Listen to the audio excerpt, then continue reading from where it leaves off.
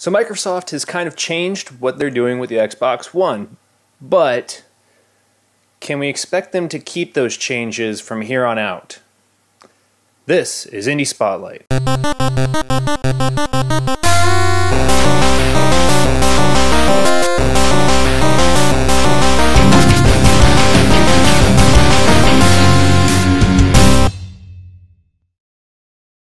Welcome to Indie Spotlight, the show where we take indie video games news, trailers, and new releases, and we get them out there for you guys to check out. As always this week, we are starting with trailers, and the first trailer that we have for you is the sequel to the cult hit Hotline Miami, Hotline Miami 2, Wrong Number.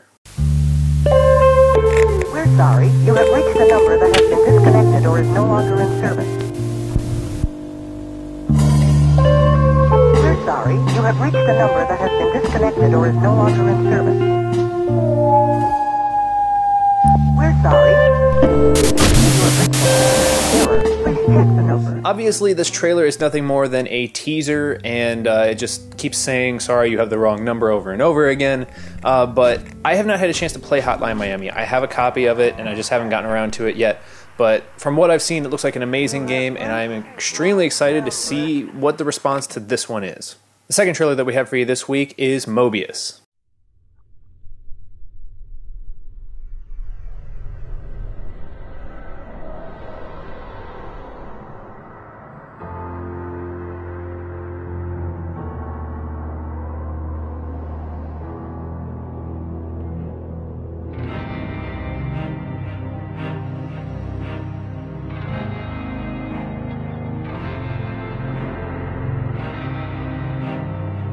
Hanged her from this bridge.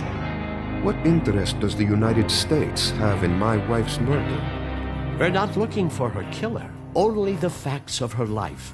Getting to the truth is not always pleasant.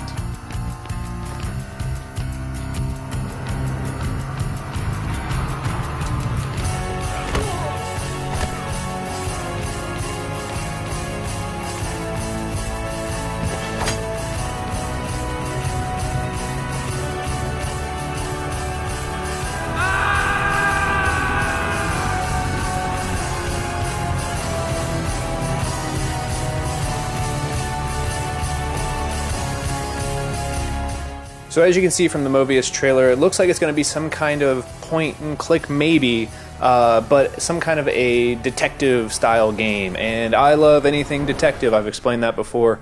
I love Sherlock Holmes. I grew up reading that kind of stuff. So anything that has to do with mystery or solving a mystery, I'm on board for. So I'm definitely all on board for this one. The final trailer that we have for you this week is Pixel Escape.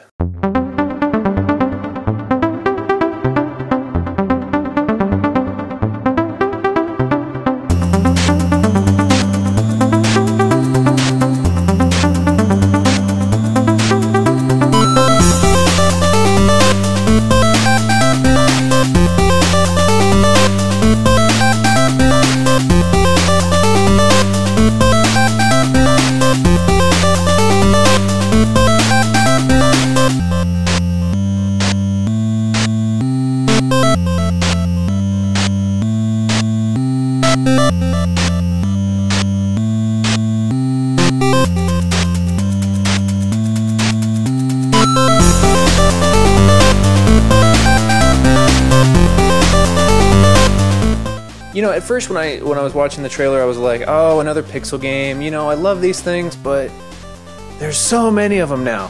But then they hit you with the premise, and I really love the idea that there's corruption, and like, I just remember, you know, playing Genesis games or Nintendo games, and there was always that moment where you go to put the game in, and then it just glitches out, and you're just like, oh, okay. So then you had to like blow on the cartridge and clean it out, try it again, still didn't work, try it again, still didn't work. And so like seeing this, it's just like, it's a cool premise. I really like the idea of them trying to escape the glitch, and I think that's a really cool idea, and it looks really cool as well. So I am super excited for this one.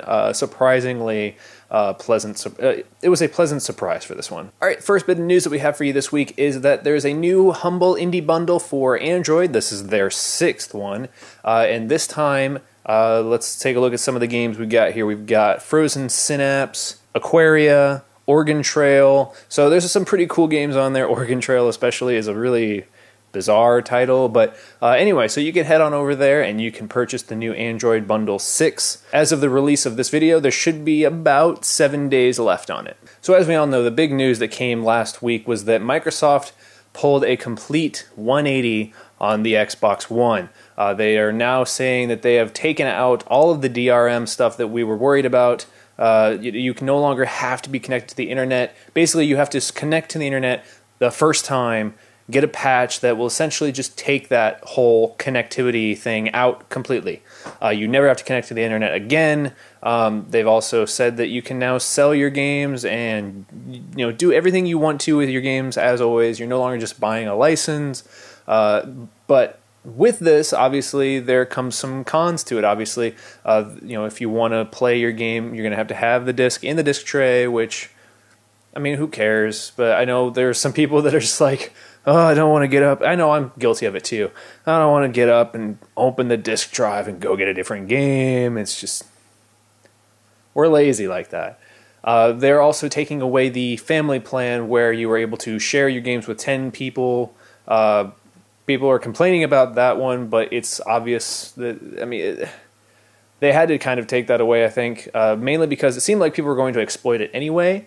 Where you'd just be like, well, 10 people, that can be friends, that can be family, that can be anybody. If I have a friend who lives in California and I'm in New York, we can share our games. And I don't think that was going to be the case. A lot of people were talking about it. I know I was thinking about it too, and it would have been kind of cool, but I don't think that's how it's going to be implemented or how it would have been, because that would have been a huge, huge loss of money. So, but the thing is, the Xbox, Microsoft, they still have plans to have this kind of implementation down the road. And I'm sure that they're going to slowly implement some of these ideas back. So I kind of want to know what you guys think. With the idea that full digital is down the road and we're eventually going to get there, seeing platforms like Steam being as profitable and as amazing as they are now, do you think it'll happen with consoles? And do you think that people will be as open to it as they are to Steam right now? Obviously, Steam went through a lot of problems, and a lot of people complained about it at first. But now Steam seems to be like this great thing that people really love. So, could it happen with consoles? Maybe.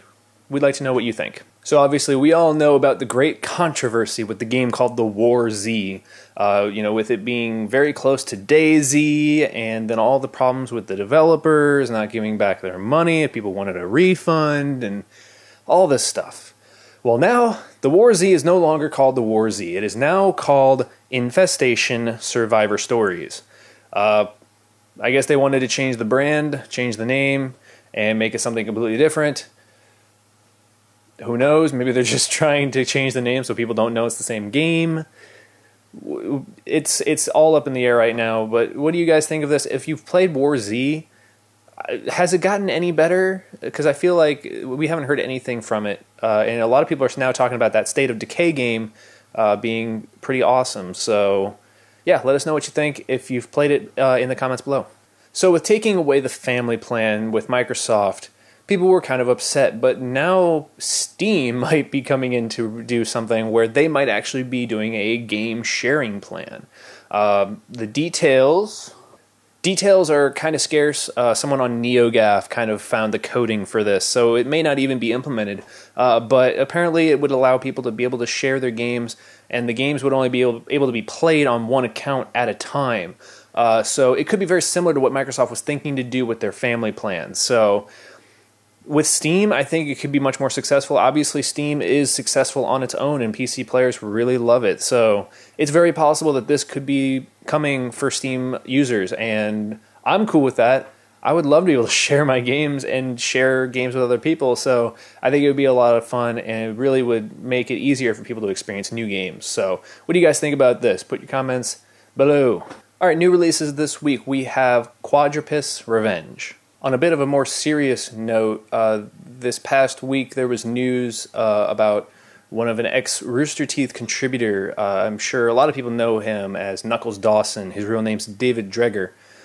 He was reported missing for a while. He had deactivated his Xbox Live account, deactivated his a whole bunch of his other accounts. His website no longer really had anything. It just had a clip from Dumb and Dumber with Jim Carrey. The part where he comes out of the 7-Eleven, sees the two guys with the gulps, and then he says, "Well, see ya." But his body was found, and it looks like he has indeed passed away. So speculation on whether or not it was suicide, we don't know as of right now. There's no information really. From the way it looks, it might be that that's the case, but we surely don't want to jump to conclusions. So, but I've been a big fan of Rooster Teeth pretty much since they started. I started watching Red vs. Blue when it first started. And I do remember watching his achievement guides over on Achievement Hunter for certain games. And I know that I've gone back and watched a few since finding this out. So it's very sad news for the gaming community, the Rooster Teeth community, and just overall. We at VBG TV send our condolences to the family. Hopefully more news is revealed. So, I mean, I think people would like to know what happened. And especially if it's something like suicide, that's a very serious thing that that people, I think a lot of times we joke around about it sometimes, and a lot of times there are people who don't really realize what's really going on. So hopefully we can find out more and keep things like this from happening again. And so we will put a bit of silence here in memory of David Knuckles Dawson Dreger.